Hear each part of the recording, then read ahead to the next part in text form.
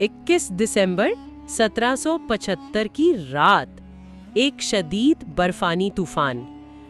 हवा इस कदर सर्द और तेज थी कि जिस्म को चीर कर रख दे। बिल्कुल। और इस मौलिक तूफान के बीच शिमाली अमेरिका के सबसे मजबूत किले यानी क्वेबेक की 20 फुट ऊंची दीवारों के सामने महज 1200 लोग खड़े थे। हाँ, और उन्हें बमुश्किल फौजी कहा जा सकता था।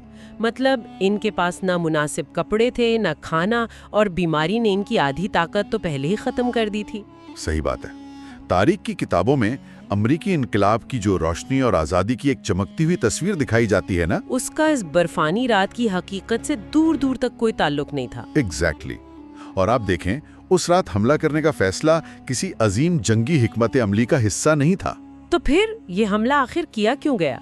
फैसला इसलिए किया गया क्योंकि उन इनकलाबी फौजियों के मुआहदे यानी इनकी एनलिस्टमेंट्स ठीक रात 12 बजे खत्म होने वाली थी। ओह वाओ, यानी 1 जनवरी की सुबह कानूनी तौर पर वो फौज वजूद ही नहीं रखती। बिल्कुल।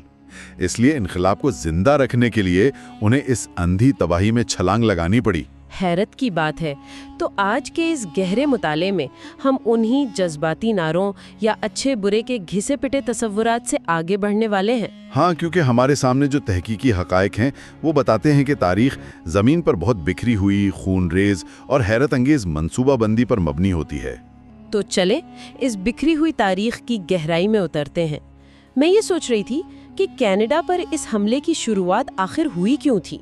कॉन्टिनेंटल कांग्रेस के पास वैसे ही वसाइल नहीं थे। असल में कांग्रेस को इस बात का शदीद खौफ था कि बरतानवी फौज कनाडा को एक बेस के तौर पर इस्तेमाल करेगी और वहां से तेहरा कॉलोनीज पर शुमाल की तरफ से हमला आवर होगी। अच्छा, एक प्री एम्प्टिव स्ट्राइक पहल करने की हिकमत अमली। सही कहा।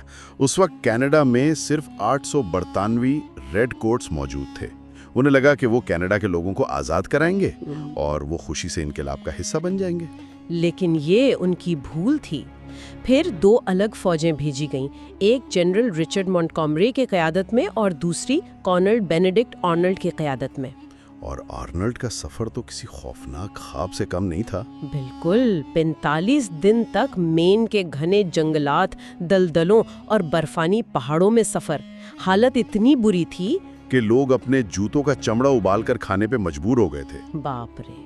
और फिर जब 21 दिसंबर के उस बर्फानी तूफान में हमला हुआ तो नतीजा मुकम्मल तबाही था। हाँ, मॉन्टगोमरी हमले के पहले ही हिस्से में तोपों की गोलाबारी से मारे गए और आर्नोल्ड की टांग में गोली लगी। वो बुरी तरह जख्मी हुए। और जो सैकड़ों इनकलाबी कैद कर लिए गए और जो बचे वो महीनों तक ख्वेदेक के बाहर जम देने वाली ठंड और स्मॉल पॉक्स यानी चीचक का शिकार होते रहे। ये शिमाल की नाकामी थी। लेकिन बिल्कुल उसी वक्त मैसाचुसेट्स के शहर बॉस्टन में हालात एक बिल्कुल नया रुख इख्तियार कर रहे थे। हाँ, और यहाँ किसी अजीम जनरल ने नहीं बल्कि हेनरी नॉक्स नाम के एक 25 साला नौजवान ने तारीख का रुख मोड़ा, जो पेशे के लिहाज से सिर्फ एक किताबें बेचने वाला शख्स था, जिसका अस्करी तजुर्बा सिफर था। लेकिन उसने फोर्ट टिकोंडेरोगा से 60 भारी तोपें बॉस्टन पहुंचाने का जिम्मा उठाया। अब यहाँ सवाल ये है कि एक बुक सेलर को आर्टिलरी और लॉजिस्टिक्स का क्या पता? नॉक्स ने ये सब अपनी ही दुकान में मौजूद मिलिट्री इंजीनियरिंग की किताबों से पढ़ा था। किताबें पढ़कर उसने ये सब कर लिया? डिजाइन की। वाह। फिर उसने मकामी किसानों से 80 बैलों की जोड़ियां किराए पर ली। इन 59 तोपों में से कुछ का वजन 2 टन से भी ज्यादा था। 300 माइल की दूरी तक इन टोपों को बर्फानी पहाड़ों पर से खींचना, बर्फ टूटने पर उन्हें बर्फीले पानी से वापस निकालना, मतलब ये 18वीं सदी की इंजीनियरिंग का एक अजीम शाहकार था। बिल्कुल। जब नॉक्स ये तोपें लेकर बॉस्टन पहुंचा तो उसकी इस कारकर्दगी ने पूरी जंग का नक्शा ही बदल दिया। आज के दौर में अगर किसी को बगैर इंटरनेट या क्रेन्स के 300 माइल दूर तोपे ले जाने का कहा जाए तो शायद बड़े बड़े इंजीनियर्स इसे नामुमकिन करार दे दें। और जब ये तोपे बॉस्टन पहुंची तो जनरल जॉर्ज वॉशिंगटन का पहला जज्बा बहुत जारियाना था। हाँ, वॉशिंगटन की ख्वाहिश थी कि जमे हुए दरिया के ऊपर से गुजरकर बॉस्टन पर सीधा हमला किया जाए। लेकिन यहाँ एक अहम मोड़ आया। उन्होंने सीधा हमला नहीं किया। क्यों? क्योंकि उनकी वॉर काउंसिल ने, बिलखुसूस जनरल आर्टेमस वार्ड ने, इसकी शदीद मुखालफत की।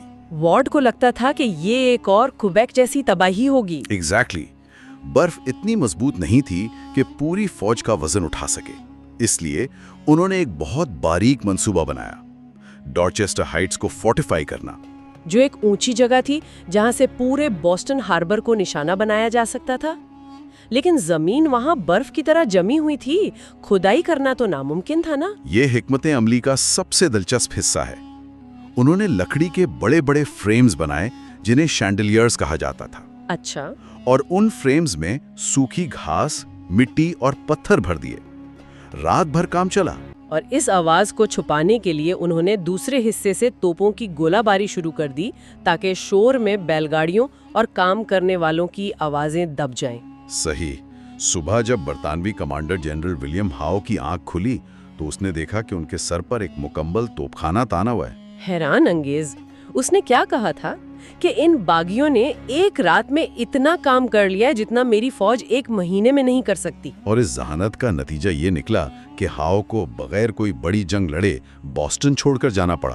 بوسٹن کی اس فتح کے بعد تو ایسا لگتا ہے کہ بس انقلاب کامیاب ہو گیا اور ہر طرف جشن کا ماحول ہوگا، لیکن سوسائٹی کے اندر ایک بہت بڑا بٹوارا موجود تھا۔ بالکل، آبادی کا ایک بہت بڑا حصہ اس بغاوت کے حق میں بالکل نہیں تھا۔ ہم بات کریں وفاداروں کی، جنہیں لوائلسٹ کہا جاتا تھا۔ تاریخی دستاویزات بتاتی ہیں کہ آبادی کا تقریباً 1/5 حصہ وفاداروں پر مشتمل تھا۔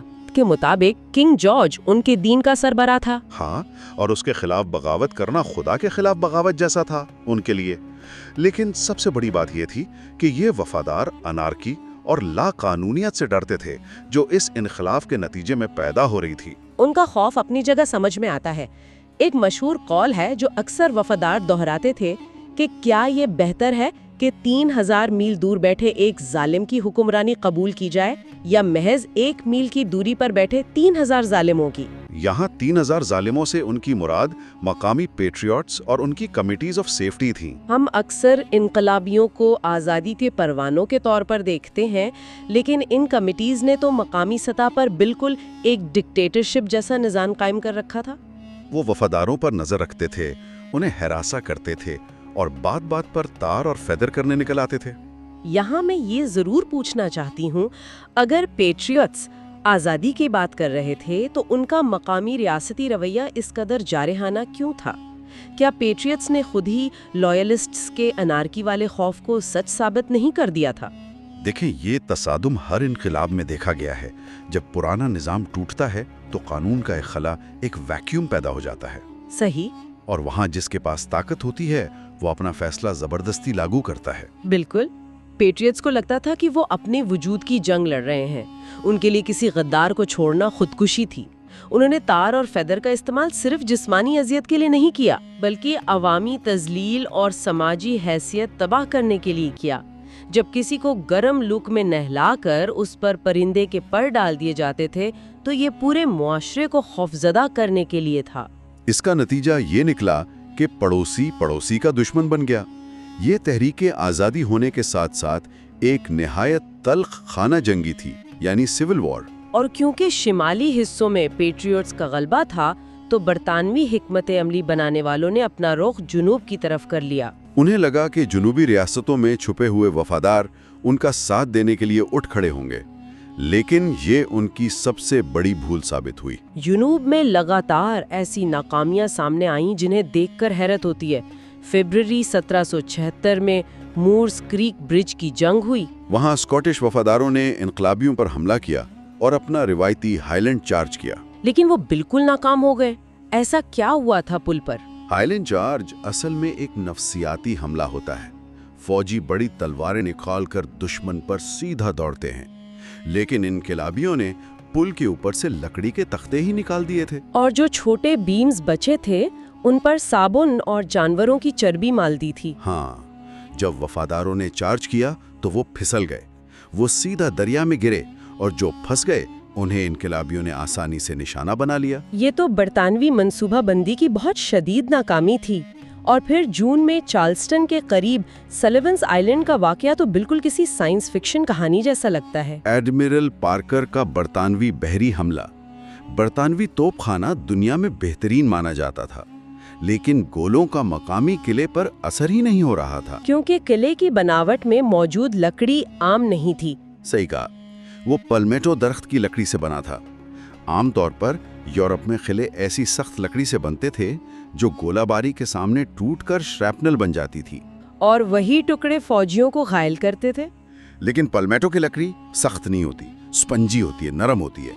तो जब 24 पाउंडर तोपों के भारी गोले दीवार पर टकराते तो वो लकड़ी को तोड़ने के बजाय उसके अंदर धंस जाते थे। वो लकड़ी तोपों की तवानाई को अपने अंदर जज्ब कर लेती थी।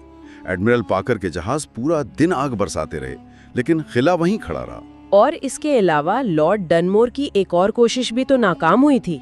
उन्होंने आज़ाद करदा गुलामों पर मुश्तमिल एक इथियोपियन रेजिमेंट बनाई थी। मंसूबा ये था कि इन आज़ाद गुलामों से बरतानवी वजूद को ताकत मिलेगी, लेकिन मैदान में आने से पहले ही ये पूरी रेजिमेंट बीमारियों की भेंट चढ़ गई। स्मॉल पॉक्स और टाइफस जैसी बीमारियां ना? बिल्कुल। उन्हें जहाज़ों के तंग हालात में रखा गया जहां बीमारी फैली, और जुलाई तक चेसेपेक से लेकर चार्ल्सटन तक एक भी बरतानवी फौजी नहीं बचा। तलवारें और तोपें तो नाकाम हो रही थीं, लेकिन इसी दौरान दुनिया में एक और चीज रुमा हो रही थी जिसका असर इस फिजिकल जंग से ज्यादा गहरा था। ख्यालात की जंग। वफादार जो फिजिकल जंग हार रहे थे, वो अब सोसाइटी के अंदर बहस और सोचों की जंग में भी बुरी तरह शिकस्त खा रहे थे। और इसके पीछे सिर्फ एक दस्तावेज थी जिसने आम तबके की जहनियत को झंझोर कर रख दिया। थॉमस पेन का पैम्पलेट कॉमन सेंस। अगर आज की जबान में कहें तो ये 18वीं सदी का सबसे बड़ा वायरल ट्रेंड था। इसने जबान बदल दी। उस दौर में सियासी किताबें अमीर तबके या वुकला के मुश्किल अल्फाज में होती थीं, लेकिन पेन ने बिल्कुल आम आवाम की जबान इस्तेमाल की। उसने बादशाहत का ऐसा मजाक उड़ाया कि एक आम किसान या दुकानदार भी उसे पढ़कर समझ सकता था। उसने सीधा लिखा कि एक ईमानदार आदमी सोसाइटी के लिए किसी भी ताज पहने हुए जालिम बादशाह से ज्यादा कीमती है। ये तो अमेरिकी सियासत को ओपन सोर्स करने जैसा हो गया ना। हर आम शख्स अब इनकलाब का हिस्सा था। और इसकी सिर्फ चंद महीनों में 1 लाख से ज्यादा कॉपीज बिक गईं। इसने आवाम को समझाया कि आज़ादी और जमहूरियत अनारकी नहीं है, बल्कि उनका कुदरती हक है। और वफादारों जैसे निकोलस क्रसवेल ने इसे बगावत का पलंदा कहा। उन्हें डर था कि अल्फाज अब आवाम को हमेशा के लिए बरतानवी ताज से काट रहे हैं। ज़हनी आज़ादी तो मिल गई थी, लेकिन उसे कानूनी शक्ल देना बाकी था, और ये मरहला जून और जुलाई 1776 में आया। फिलाडेल्फिया में कॉन्टिनेंटल कांग्रेस ने 2 जुलाई को आज़ादी के हक में वोट दिया और 4 जुलाई को बाकायदा ऐलान मंजूर हुआ।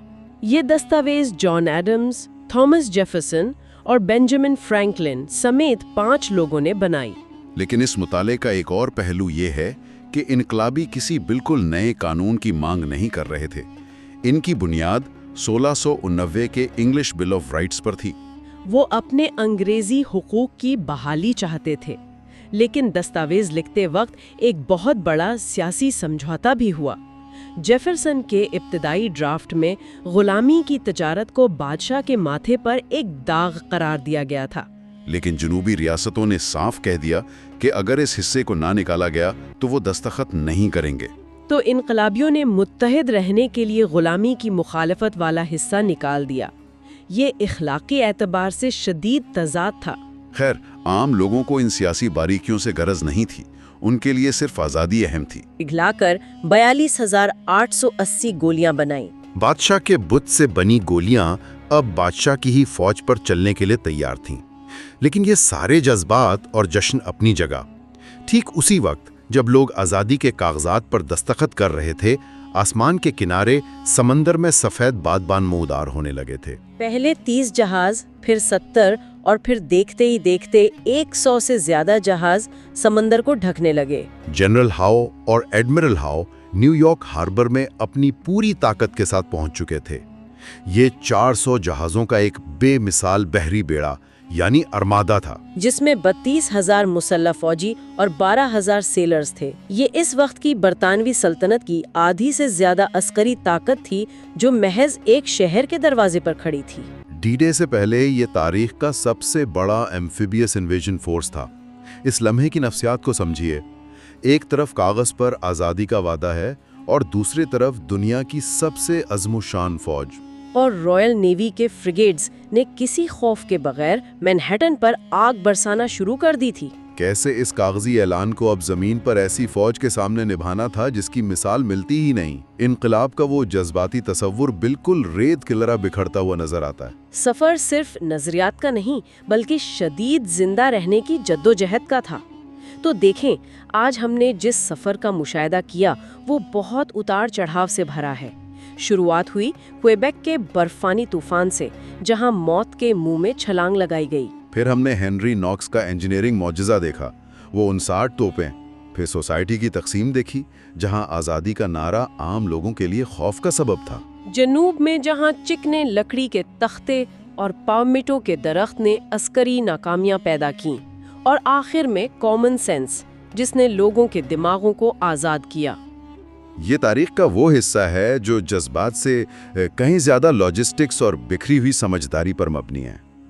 تو اس گہرے مطالعے کو ختم کرنے سے پہلے میں سننے والوں کے لیے ایک نیا زاویہ چھوڑ کر جانا چاہتی ہوں۔ ضرور۔ اگر وقت کی سوئیاں تھوڑی سی الگ ہوتیں، اگر انہیں آزادی کے اعلان پر دستخط کرنے کا مشورہ اس وقت ملتا جب 400 برطانوی جہاز پہلے ہی نیو یارک پہنچ کر وہاں آگ برسا رہے ہوتے، یعنی اگر وہ ارماڈا جولائی کے بجائے مئی یا جون میں ہی وہاں پہنچ چکا ہوتا۔ ایگزیکٹلی، تو کیا واقعی ان 56 نمائندوں میں اس کاغذ پر دستخط کر کے اپنی موت کے پروانے پر مہر لگانے کی ہمت ہوتی؟